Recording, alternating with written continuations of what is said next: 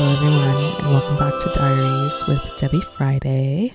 And today is a lovely, beautiful day. I actually just got back to Toronto not too long ago. I was out on the West Coast for a wedding and just to go see some friends and family, and it was really beautiful. The air is so clean out there. Like, that's one thing I will always miss about Vancouver. The air is so clean.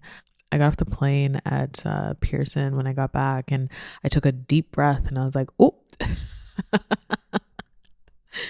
oh, it's not the same. It's not the same. Anyway, today's a beautiful day in Toronto anyway, and I've been out and about all day, so I'm a little sun tired, but I'm going to do an episode for you guys. And today's episode is going to be about self-respect. So this topic is largely inspired by the 1961 Joan Didion essay on self-respect that I read last month.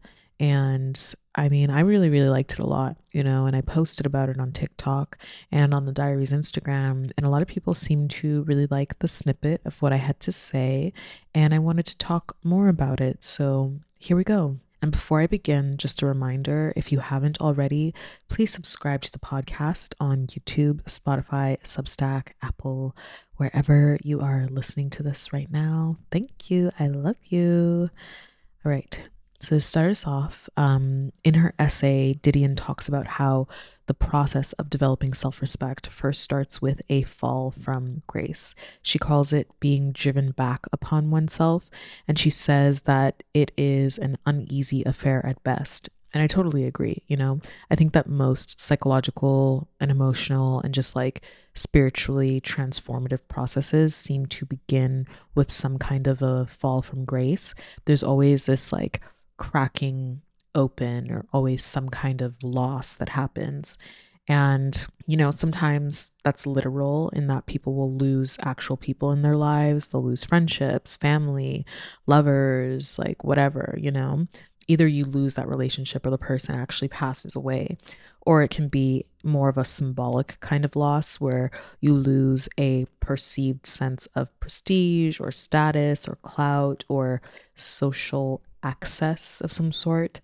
Like, for example, you lose your job and you end up having to go on unemployment for 8 months or work at a Wendy's, or your husband leaves you for a younger woman and you get nothing in a divorce and everybody knows about it, or your short film doesn't get into any film festivals and now you're $30,000 in debt. A parent passes away, you have a psychotic break and get hospitalized, or your assistant steals all your money in your checking account, you get evicted, your nudes get leaked, like so on and so on and so on. Whatever the loss is, it's very painful and it is felt very deeply and in a very shocking way. It's kind of humbling, like how shocking it is sometimes. And it feels humbling because often we build our self-esteem on falsity, And when I say that, I mean it like in a very charitable way, because I do think that it is a rite of passage in this world. Like, you start off building your self-esteem on things that are not exactly true to who you are and that are very wobbly, There's just so much societal conditioning, and everyone goes through this phase of becoming where your idea of yourself is based on something that isn't real. It isn't solid or true or beautiful. And we're taught to base our self-worth and our sense of self-esteem and respect on illusions, on what other people will think of us, on how we look on paper, or on, projections that other people have towards us. And the truth is that houses built on sand will always wash away when the flood comes.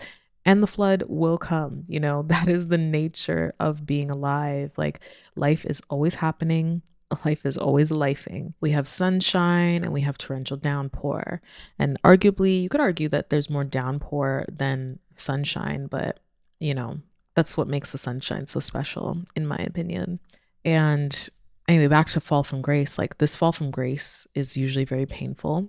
Yes, it's usually very, very painful, but it always indicates the beginning of your story, the beginning of newness. And we can see this process in myths, right? Like, think about the Garden of Eden and Adam and Eve. Their story did not begin until Adam ate the apple. Or think of Lucifer, morning star. He was just a regular angel until he fell from God's grace and took on his role in the play of the universe as the quote unquote bad guy. Or, we can even go Greek with it, like Medusa. She was just a regular woman until she was cursed by Athena and turned into a snake monster and then a talisman of protective magic. You can think of people like Icarus, Jesus Christ, the Buddha, Joan of Arc. Like, the story of these people's lives as we know them began at moments of ultimate loss. Like, it is, Campbell's hero's journey, hero's quest. Like, it's always that moment of ultimate loss where everything actually begins. And in Jungian psychology, this process is called the dissolution of the persona. And it's part of the process of individuation that everyone must undergo in order to become oneself. You have to confront your shadow, you have to build a new ego. And by that, I mean like a new way of navigating through the world that is actually based on something real. Our ego is first born out of hubris, and in order for this hubristic ego to sustain itself, we have to live in a kind of delusion or fantasy about who it is that we think we are. And when this delusion is challenged by, just the regular adversities of life, by some sort of fall from grace, that is when it collapses. And we must confront ourselves as we actually are, not just who we think we are.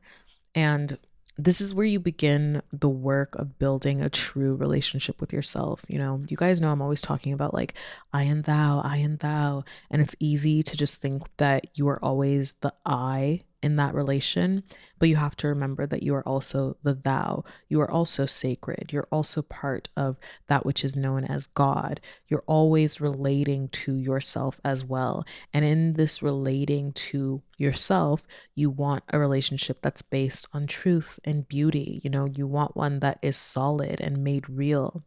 And honestly, you guys, like, I actually don't think it's that hard to go through life just living in self delusion, like living in, self hate or self ignorance. Like, in a way, that is the default state. And it is the default state because it's way easier. Like, it just is, it's much less work, much less hassle. And a lot of the mechanisms of our society make it so that you can very easily continue to live in fantasy because it's not economically advantageous for you to have self respect and self love and self esteem. Those things do not make money, they do not produce endless capital. They don't produce like good consumers, they do not allow you to remain pliable and weak of mind and spirit and lacking in discipline and contentment and love so that you'll always be seeking that which is always outside of your grasp. Like, having self-respect does not allow you to be hopeless. And so it's useless in an ideology that values capital above life and meaning and the betterment of self and society. There's an Adorno essay that kind of touches on this from a political theory angle, which I've talked about before and which I will link in the description. But he talks about how cultures of capitalism basically condition you into a learned helplessness and passivity, where you lose your ability to engage with reality. And to not be able to engage with reality is to not be able to engage with your own power. And if you can't engage with your own power, you cannot develop self-respect. Also, this is a side note, but whenever I'm talking about like more metaphysical and philosophical ideas, I do think it's really important to try to like ground it back to our material reality through things like political theory or like economic analysis, because that's where we live. We are material beings. We live in a material world and we are material girls, like having a material experience, and personally, like, I need my spirituality to feel like it's connected to like my actual tangible, real, lived, felt life. And I do think that's something that is important. So that's why I always try to like bring it back around. Anyway, so Didion mentions this, like what Adorno was talking about in her essay as well. She has a section, which I'm going to read to you right now, where she writes, one sec, I'm just going to get my papers. In brief, people with self-respect exhibit a certain toughness, a kind of moral nerve. They display what was once called character, a quality which, although approved in the abstract, sometimes loses ground to other, more instantly negotiable virtues. Character, the willingness to accept responsibility for one's own life, is the source from which self-respect springs. Beautiful. And she's right. Self-respect is about integrity, what she calls character here. And integrity is about alignment. Do you walk your talk? Do you do the things that you say that you will do? Do you act on your beliefs? Do you live your values? Do you keep your word to yourself? How about to others? These are the things that make up the foundation of who you are. And they are things that cannot be faked. When you lack integrity, it's going to show in all the little cracks in your life, which will eventually add up to one big crack.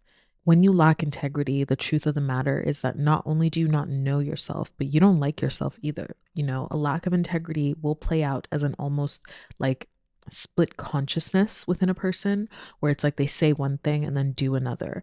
And it's not just like simple hypocrisy, which I think everyone can be guilty of. It's way deeper than that. It's like split like personality disorder or something. Like, do you ever encounter those people where you just you see them and they just behave in such strange and perplexing ways that you look at them and you're just like, what is wrong with this person? Like, what is this person's problem? And I'm betting you 99% of the time it's because they lack integrity. There's a split going on inside of them, a battle. And I want to be clear, like, I'm not positioning this as a moral thing, really, because there's people who will, for example, like, okay, say what they value the most is their independence, right? If they're operating in integrity, they will make decisions that protect said independence, such as, not moving in with a partner or going on a solo vacation instead of going on a group vacation. But if they are lacking integrity, if they're lacking self-respect, they'll say yes to the group vacation. They'll say yes to moving in. They'll say, yes, I will share with you. Yes, you can depend on me for everything. Yes, I'll be available. Yes, I'll do what you want, and so on and so on and so on, until, one day they snap, like, because there's always a snap. There's literally like a Dostoevsky quote about this, which I'm going to find right now. So he writes, above all, don't lie to yourself. The man who lies to himself and listens to his own lie comes to a point that he cannot distinguish the truth within him or around him, and so loses all respect for himself and for others. And having no respect, he ceases to love. Big oof. That's very beautiful and is very true. I really do think that a big part of developing self-respect is learning how to like not lie to yourself, because that's where it all starts, right? Like, people who lie to other people all of the time, they are lying to themselves first and foremost and always. Like, having integrity and being in alignment with what it is that you actually want and who it is that you actually are as a person, it's so, so, so important. Like, this is number one. Yes, for the people around you, but also just for yourself and for your like mental sanity. Living a kind of like double life where you like feel one thing inside, but then you behave in a way that's totally opposite to that is going to drive you to insanity. You are not going to be like a well-adjusted, happy, or content person. And you're not going to be able to, you know, fulfill your potential at all. You're just going to be kind of like stuck in this loop that you don't even want to be in the first place. Anyway, speaking of love, in the Joan Didion essay, she has this passage where she mentions love. And I'm just going to read you this large chunk. And this is slightly edited for conciseness. But basically, she writes, to have that sense of one's intrinsic worth, which, for better or for worse, constitutes self respect, is potentially to have everything: the ability to discriminate, to love, to remain indifferent. To lack it is to be locked within oneself, paradoxically incapable of either love or indifference. It is the phenomenon sometimes called alienation from self. In its advanced stages, we no longer answer the telephone because someone might want something. That we could say no without drowning in self reproach is an idea alien to this game. To free us from the expectations of others, to give us back to ourselves, there lies the great, the singular power of self respect. Woo! I love that. Okay. She went off, right? I've read other stuff from Joan Didion, and this is an aside, but I've read other stuff from Joan Didion, and I always thought that she was a Virgo because she just gives off a very like stern, critical, tasteful Virgo vibe. But she's actually a Sag, which totally surprised me. But I looked up her chart and she has a sixth house stellium. So, in a way, she's kind of like an honorary Virgo. But anyway, I loved what she had to say here about self respect and love and the power of no to give us back to ourselves. And to start with, like, I like that she didn't equate love with hate because that's not the relationship between love and hate. Love and hate are very much the same energy, just different expressions. But love and indifference, that's true opposition. You cannot love something or someone and be indifferent towards them as well. And she says that self respect is what gives us the ability to decide which reaction to have, love or indifference. And we actually get to inhabit a space of choice and the ability to act upon our environment in whatever direction we want when we have self respect. When we don't is when we default to fawning or we succumb to the pressure to say yes, even though we don't want to. And this pressure to say yes is very closely related to what Zizek talks about as the capitalist imperative to enjoy. So lately, I've been watching these YouTube videos from this guy, Julian de Medeiros. I'll link him in the description as well. But he talks about Zizek all the time. And it's made me go back and watch a bunch of old Zizek videos. But basically, Zizek says that under capitalist ideology, you must always enjoy yourself. You must always be pleased. You must always say yes and not think about anything or have negative feelings or disagree with whatever is happening, even if it strips you of your dignity, of your humanity, and even if it lowers you to the state of a mindless amoeba. You must always smile and say thank you, more please, yes, yes, yes, yes, always yes. And again, this is very similar to what Adorno talks about in his culture industry essay, which I talked about in my episode, The Artist at the End of the World. And I'm just going to reread you the quote because it's crazy. It's like exactly this. Adorno writes, "To be pleased means to say yes. Pleasure always means not to think about anything, to forget suffering even where it is shown. Basically, it is helplessness. It is flight, not as is asserted, flight from the wretched reality, but from the last remaining thought of resistance. The liberation which amusement promises is freedom from thought and from negation." And I think about this so much when it comes to the way that our society pressures us into saying yes to things that if we had a minute to think about it properly, we would say no to this. Why do you think capitalist ideology is always making you feel like you're running out of time and everything always has to be hurried and quick as possible? Give me another 10-second video. Okay, give me a 5-second video, et cetera, et cetera. Like self respect is very much linked to a kind of negation of that. It's like it's about separation. It's about being able to say no and being able to stand firm in that no. It's an assertion of selfhood. Yes, it's always, I and thou, but there needs to be an I and there needs to be a thou, you know? And this is one of my more like woo slash out there thoughts that I have, but I really do think that that's part of why the universe and God or whatever wanted to experience reality in the form of humanity. We're kind of like the ultimate form of separation when you think about it. Like, we're the only species of our kind in the entire known world. We can't directly communicate with any other animals or things on earth besides each other, basically. And every human being is walking around with like low level separation anxiety because we all have this like ambient memory that we are one. I have a whole thing about this, but anyway, if you have self respect, it doesn't matter what the world may throw at you because you will know who you are. You know that you can say no to the things that do not align with who you are, And I think so much about, like, for example, babies and how little children often have tons of self respect because they say no without remorse, without guilt, without anything. One of the first words that they learn after mama and dada is no. And this gets hammered out of them via societal conditioning to such an extent that literally some people grow up incapable of saying no. And we like to call them people pleasers, but no one is pleased. No one is pleased with the people pleaser because we can feel that split, that battle that's going on within them. And like I said, when there's a split between your actual values and your behavior, it results in a lack of integrity and therefore a lack of self respect. And it's really insidious because it's almost like we have all of these like societal mechanisms that are designed to make us have as little self respect as possible. Because when someone lacks self respect, they're more pliable, they're easier to manipulate, lower self esteem, less likely to take action against authority, easier to sell to, so on and so forth.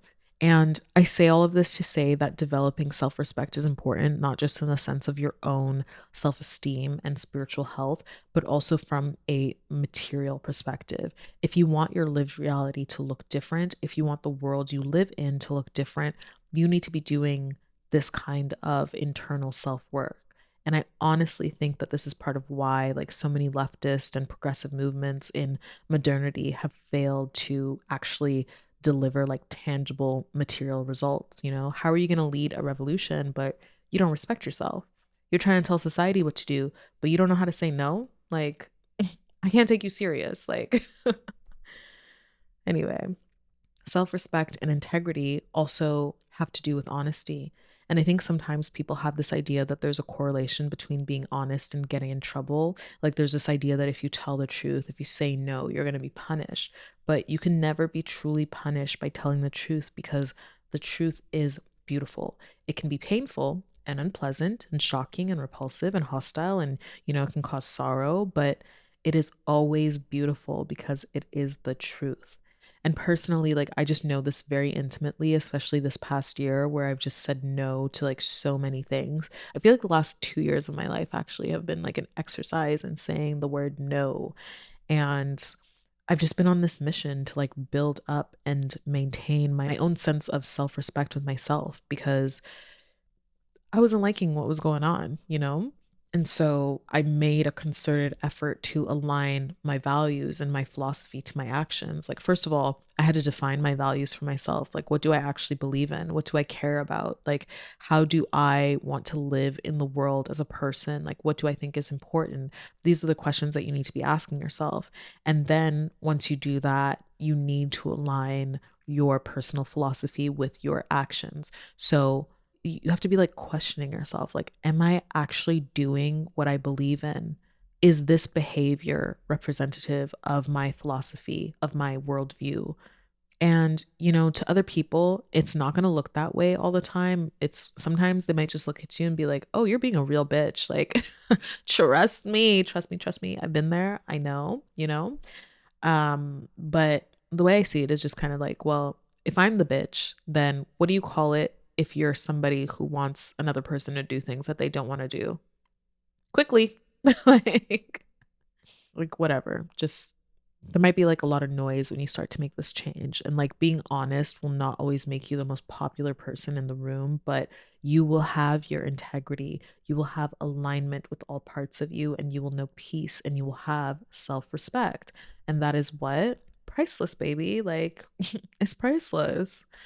On my TikTok, someone commented that if you have self respect, you'll be ostracized by others and socially rejected. And at first, I was like, oh, yeah, yeah. But I actually sat and thought about it and I was like, I actually don't think that that's true. And I made a whole video about this on my TikTok, but I also have another podcast episode that touches on this. It's called Star Shaped: Outsiderness and How to Deal with the Experience of Fundamental Rejection. Basically, what I said was that developing self respect is a transformative process. You're going through a process of transformation. And that means that you're going to fall out of alignment with people who used to be aligned with the old you because you're just a different person now. So, what you might be perceiving as rejection is actually just the fact that you are the one that's different. You are the one that's become a different person. And honestly, probably you're the one that is unconsciously rejecting them? And the reason that I want to stress this is twofold. Like, one, I don't think it's healthy to get into these like me versus the world type of mental dynamics. And I see this rhetoric all over the internet, this idea that like everyone's jealous of me and 5 reasons why you can't trust your friends. And guess what? Your mom is an op. Like, ugh, I just think that stuff is like so harmful. And I think that that kind of thinking just like keeps people really isolated and paranoid and without community, without comfort. And it kind of defeats the whole purpose of doing this kind of work anyway, right? Like the whole point of doing self work is to go so deep into the wound that you come out on the other end and you find God, which is the other. You know, Simone Weil, she says that if we go down into ourselves, we find that we possess exactly what we desire. And what we are desiring through this work is a better way to be together. And it's like, okay, sure, when you change, you know, the people around you, they tend to change as well. And this is just par for the course. Like, it doesn't mean that they're bad or evil. It's just that they're not your people anymore, you know? But as Carl Jung said, no matter how isolated you are and how lonely you feel, if you do your work truly and conscientiously, unknown allies will come and seek you out every single time. Like, this is a truth and it is beautiful. And, you know, I think that this is where I'm going to leave you on this subject today. Shout out to Mona on Instagram. Thank you for giving me the push that I needed to make a proper episode out of this. And honestly, shout out to all of you guys for listening. Like, I really appreciate every single comment, every DM, every bit of feedback that I get on this podcast. And it just like means a lot to me to know that the things that I'm saying are actually reaching people. Like, I started this podcast as an exercise in expressing myself, but also as a way to like straight up just help people. And, you know, and I'm still going on my journey. I'm always going to be going on my journey for the rest of my life. But I think about the things that have helped me on this journey, and part of it is like reading a lot and stuff, but also just like encountering people who are willing to get on the internet and just talk, like straight up set up their camera, set up their microphone, and just talk into a void that is the internet. Yeah. But anyway, I think I'm gonna go have some dinner now and enjoy the rest of my day. And I hope that you do as well. Oh, yeah. And let me know what you think about this episode. Let me know your thoughts on self respect. Let me know your thoughts on the Joan Didion essay. Let me know your thoughts on the culture of yes within capitalism. Just let me know your thoughts, like what you're thinking. Okay. I love you guys. Bye.